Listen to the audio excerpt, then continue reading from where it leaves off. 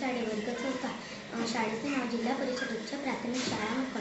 मी वाचून लिहिलेल्या बुकाचे नाव स्वच्छ पाणी आहे. स्वच्छ पाणी आरोग्याची गुरुकिल्ली आहे.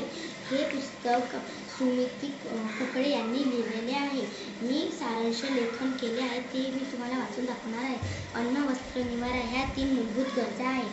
बायबल ह्या ख्रिस्ती धर्मग्रंथाचा नोहला पाण्याचा दूत म्हणून उल्लेख आहे. जीवनसत्व ब, समूह व क. जीवनसत्व पाण्यातच विरघळतात.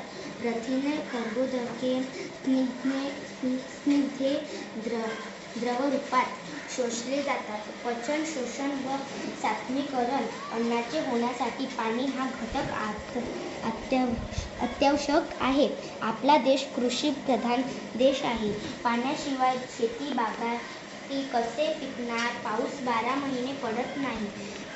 पावसाचे पाणी, नदी नाल्यांचे पाणी त्यासाठी वापरतात. मासे उत्पादनासाठी सुद्धा खाऱ्या व गोड्या पाण्याची लहान मोठी तळी राखली जातात.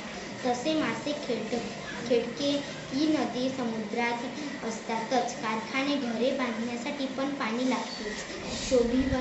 शोभिवंत बागा, हिरवळीचे गालिचे, फुलाचे ताटवे पाण्याशिवाय कसे फुलणार? अशा विविध कारणांसाठी पाणी लागते, ते वापरले जाते. पाणी पिण्यासाठी, स्वयंपाकासाठी पाणी शुद्धच हवे.